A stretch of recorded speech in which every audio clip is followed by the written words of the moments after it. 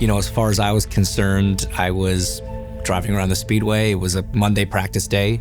Everything was going fine. I was lining up Montoya for a good draft.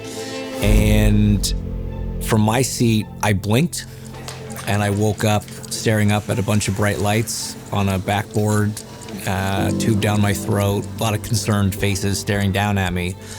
And I realized something's gone wrong here. Something's gone very wrong here. Oh, and a hard contact. James Hinchcliffe. My injury, my accident was very obscure. It had never really happened before. There was no procedure. There was no protocol. The men and women on the team had to just rely on experience and instinct and think on the fly on how to deal with this situation.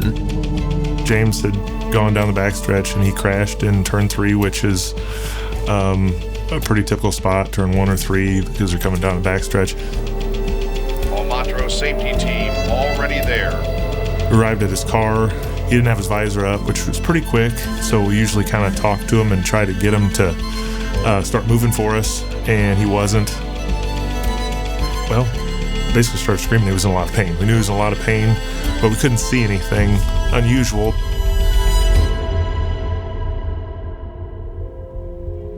We couldn't move him, like not even budging him.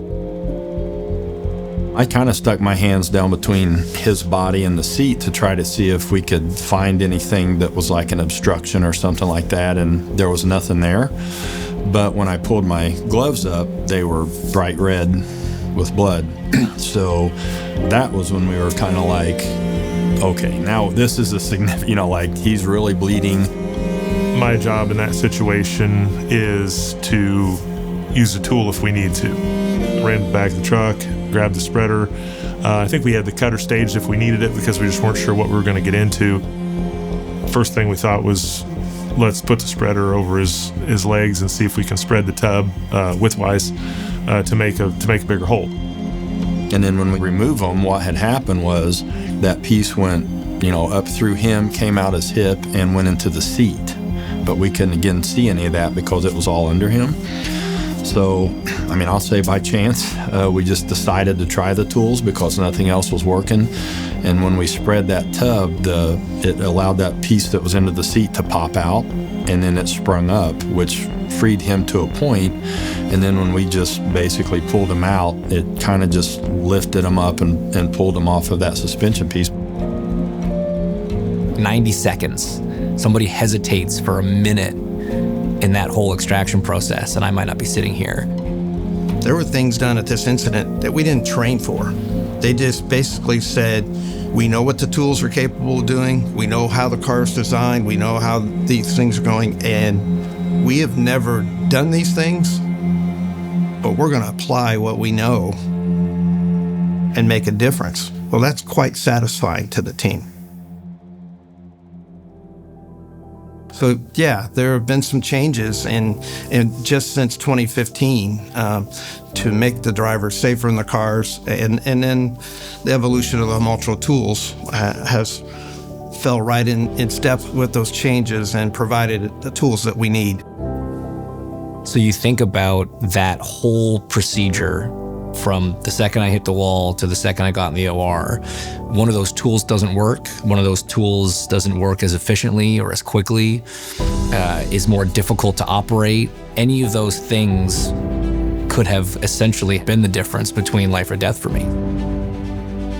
When Holmatro came with high pressure tools and showed us the benefit of those tools and the fact that it weighs less, it moves faster, and the tools perform at a level that made us comfortable saying, we're going to use it, we're going to learn more about it. The fact that Holmatro understands the mission that we have as rescue people, and their R&D's always trying to stay ahead of the curve. Faster, lighter, more powerful, more effective, lights, waterproof, portability. And what more could you ask for somebody that's in the rescue industry, is when there is that opportunity to save a life, that you have the best tool out there. Look, racing's inherently dangerous. It's always going to be dangerous. We're never going to be able to make this sport completely safe, but we never stop trying. I can tell that same sort of ethos is very prominent at Holmatro because the tools keep improving. You have something that does a job, but it doesn't stop there. They continue to feel like, okay, but how can we do this job better? How can we make this tool lighter, more efficient, more powerful, whatever it is? And we really appreciate that kind of mindset and that kind of thinking. That's what we as IndyCar put into safety, and it's great to have a partner that kind of thinks the same way.